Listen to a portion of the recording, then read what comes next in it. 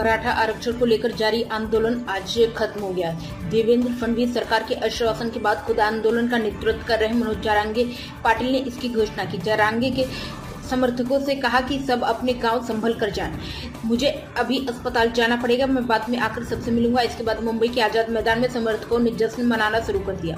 राज्य सरकार ने जो 6 मांगे मानी है वो है हैदराबाद गजट लागू करने का निर्णय, 17 और औंध गजट की लागू करने की प्रक्रिया, 15 दिनों में कानूनी अड़चनें दूर होंगी, आंदोलनकारियों पर दर्ज मुकदमे वापस लेने का आश्वासन, आंदोलन में मारे गए परिवारों को 15 करोड़ की आर्थिक सहायता और पात्रता अनुसार सरकारी नौकरी, 58 लाख कुनबी नोंदी ग्राम पंचायत स्तर पर लगाई जाएगी, वंश बलि समिति के कार्यालय और कार्य अवधि बढ़ाई जाएगी। अभी भी लंबित है आंशिक रूप से मांगे। मराठा कुनबी एक GR सरकार ने कहा है कि प्रक्रिया शुरू हो गई पर अभी लागू नहीं हुआ है। सगे सोयरे प्रमाण पत्र की छानबीन, इस पर भी प्रक्रिया जारी है पर निर्णय अंतिम नहीं। मतलब जारंगे पाटिल की 8 में से 6 मांगे सरकार ने मान ली और बाकी 2 पर प्रक्रिया जारी है।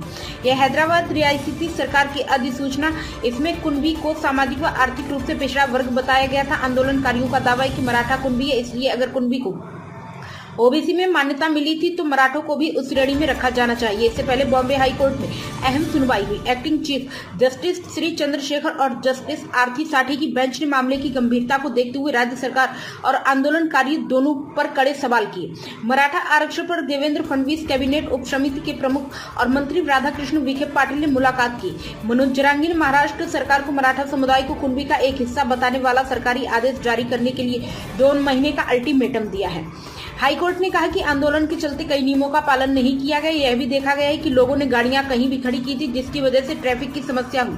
मुंबई के लोगों को इसका सामना करना पड़ा। कोर्ट में राज्य सरकार को भी कहा गया कि अपनी स्थिति को इस हद तक क्यों आने दिया, आपने क्या कुछ किया ताकि ट्रैफिक ना हो और लोग गाड़ी वाहन न लगाएं।